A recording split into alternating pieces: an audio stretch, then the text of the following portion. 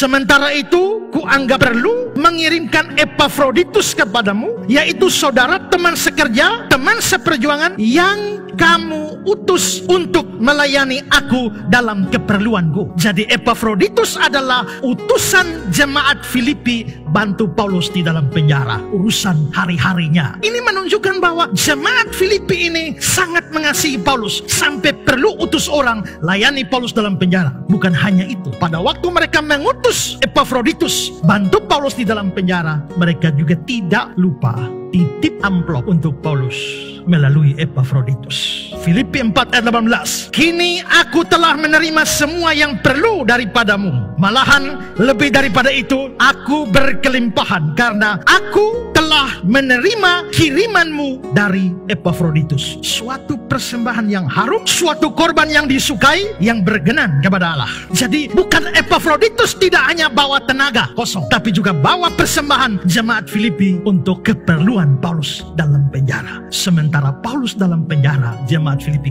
kirim orang, kirim uang melayani Paulus. Itu berarti bahwa jemaat ini betul-betul mengasihi Paulus. Jemaat ini mengasihi dan mereka melakukan seperti yang Paulus katakan dalam Galatia 6 ayat 6. Dan baiklah dia yang menerima pengajaran dalam firman, membagi segala sesuatu yang ada padanya dengan orang yang memberikan pengajaran itu. Paulus pernah mengajar mereka. Paulus pernah beritakan Injil pada mereka. Dan mereka sadar itu, mereka wujudkan melalui pertolongan, melalui tenaga dan uang bagi Paulus ketika Paulus dalam penjara. Betapa sayangnya jemaat ini kepada mantan pendeta mereka. Betapa sayangnya jemaat ini kepada mantan penginjil mereka, yang walaupun sekarang tidak bersama dengan mereka, tapi mereka tidak melupakan jasa-jasanya. Dan karenanya begitu Paulus butuh pertolongan, jemaat ini mengambil inisiatif. Kirim orang, kirim uang untuk bantu. Banyak jemaat, banyak gereja melupakan jasa-jasa hamba-hamba Tuhan yang pernah melayani, pernah beritakan firman, pernah memberitakan Injil kepada mereka. Tapi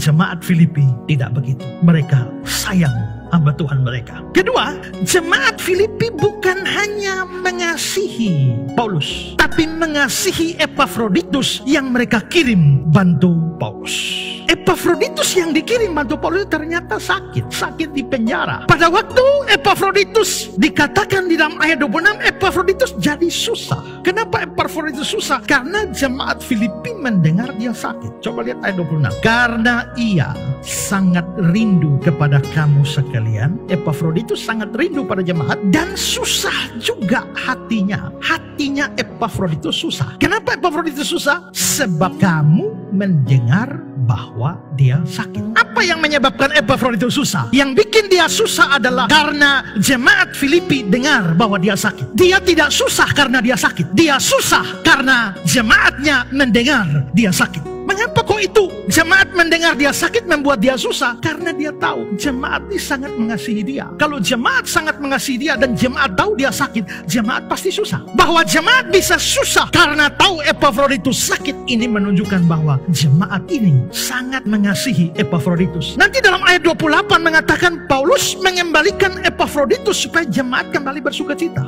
Ayat 28. Itulah sebabnya aku lebih cepat mengirimkan dia, supaya bila kamu, jemaat Filipi, melihat dia, melihat Epafroditus, kamu dapat bersuka cita.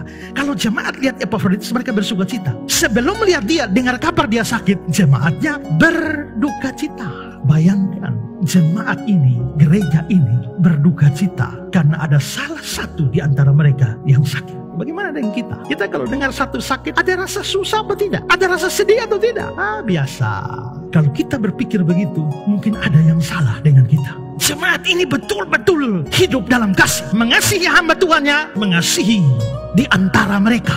Pasti Epafroditus juga jemaat. Jadi jemaat mengasihi jemaat. Pada tadi jemaat mengasihi hamba Tuhannya, tapi sekarang jemaat mengasihi jemaat. Ini gereja yang harus jadi teladan bagi kita.